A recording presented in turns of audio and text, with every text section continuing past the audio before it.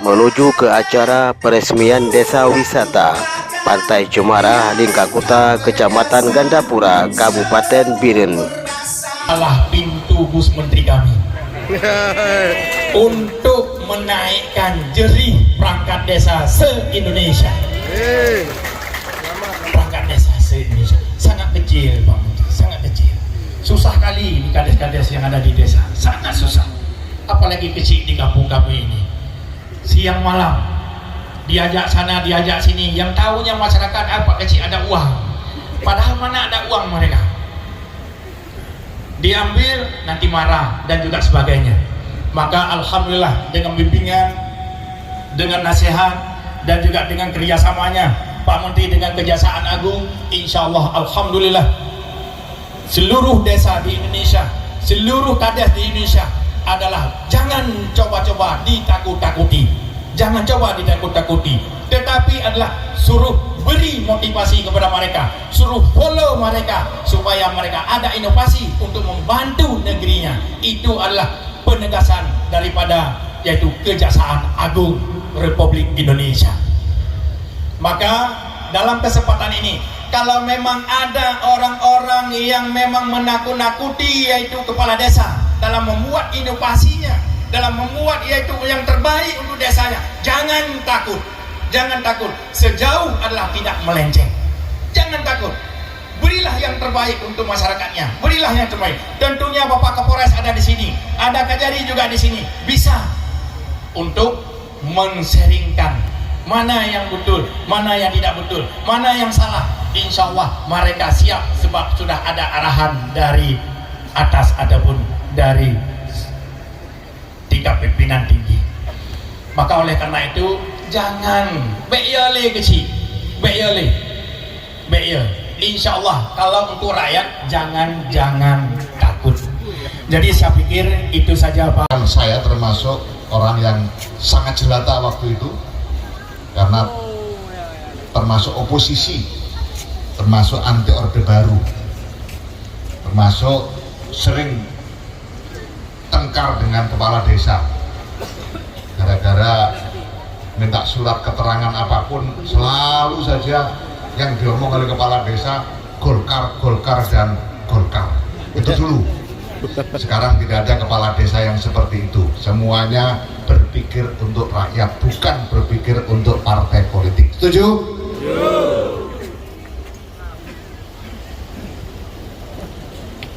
Ini ada hadiah untuk Pak PJ Bupati. Nah, tapi hadiahnya pantun.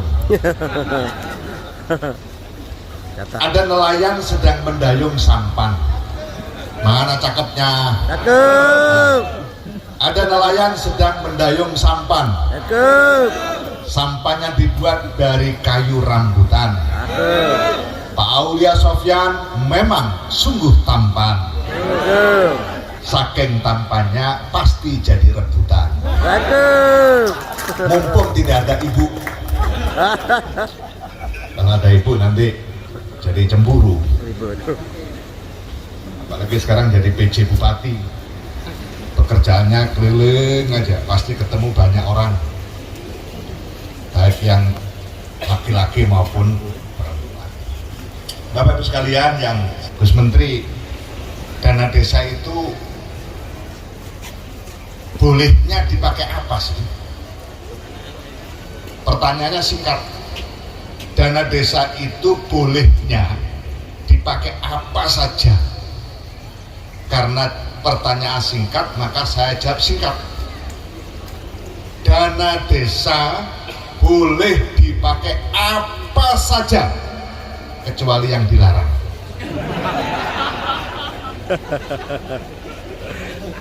Kalimat itu sederhana, singkat, tapi benar. Karena yang dibolehkan itu lebih banyak daripada yang tidak dibolehkan.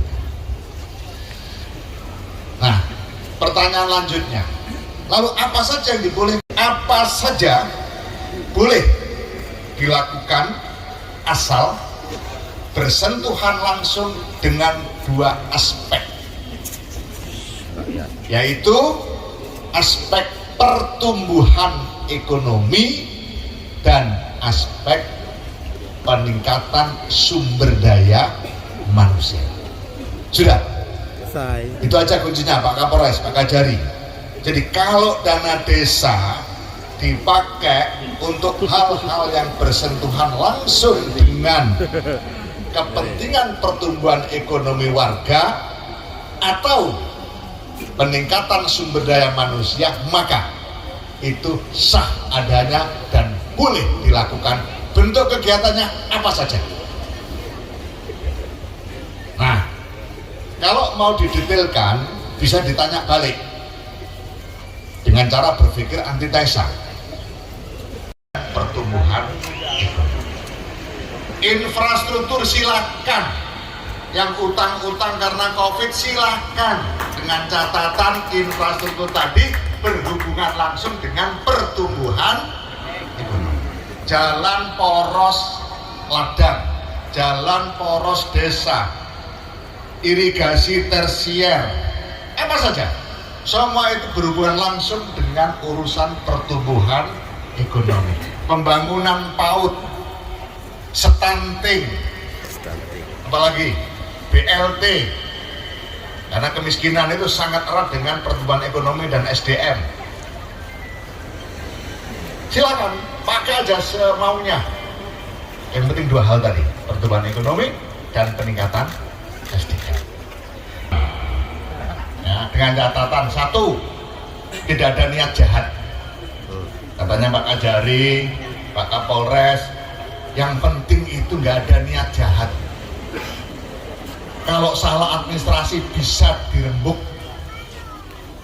Misalnya, betul-betul beli semen, jumlahnya betul, cuma kwitansinya hilang, nah itu kan bisa dirembuk. Yang jadi masalah itu kwitansinya ada, tapi tidak beli semen, nah itu yang jadi masalah. Kan gitu Pak Kajari ya, Pak Kapolres. Kwitansinya ada tapi tidak beli semen. Hanya catatan di kwitansi, kolusi dengan tokonya dan seterusnya. Itu yang tidak boleh. Tapi kalau betul-betul beli semen kwitansinya hilang, ya bisa diadakan, wong faktanya ada kok. Kan tinggal ngecek ke tokonya, bener desa ini beli semen 100 sak. Oh iya, gimana cara pengambilannya, bertahap dan seterusnya, jumlahnya berapa, 100 sak, siapa yang ngusung, ini semua tahu dan ternyata betul. Ya sudah bikinkan kwitansi baru, selesai administratif. Itu namanya tidak ada niat jahat. Tapi kalau sudah kwitansi ada tapi tidak beli, itu sudah ada niat jahat. Termasuk dana desa untuk kawin lagi, itu jelas niat jahat. Jahatnya double, jahat terhadap rakyat dan jahat banget terhadap istrinya. Dan tidak beda dengan yang di luar. Bapak sekalian yang saya hormati, terkait dengan berbagai hal tadi, BPJS, honor perangkat, honor kades, ini sedang kita godok. Dan saya selalu mengatakan, revisi undang-undang desa jangan hanya bicara masa jabatan kepala desa, tapi harus bicara tentang status perangkat desa yang sampai hari ini status perangkat desa tidak jelas jenis kelaminnya. ASN bukan, P3K juga bukan, akhirnya banyak hal yang tidak bisa dilakukan. Sehingga kalau ditanya, perangkat desa itu statusnya apa? ASN bukan, P3K bukan, honorarium bukan. Lalu apa? Ya, yang bukan-bukan. Ini penting banget mikirkan status ASN, status perangkat desa. Karena banyak hal yang kemudian menjadi penghambat. Pertama, perangkat desa bukan ASN, tapi tidak dibatasi masa jabatan karena ini dianggap birokrasi. Dan betul, pemerintah desa butuh birokrasi, meskipun ini bertentangan dengan kemauan kepala desa. Ini yang kontradiktif. Maunya kepala desa diberikan kewenangan untuk mengganti perangkat desa setiap saat. Nggak bisa. Yang boleh begitu hanya satu di seluruh Indonesia. Siapa? Presiden. Presiden terpilih dilantik punya kewenangan yang namanya hak prerogatif untuk mengangkat dan memberhentikan menteri.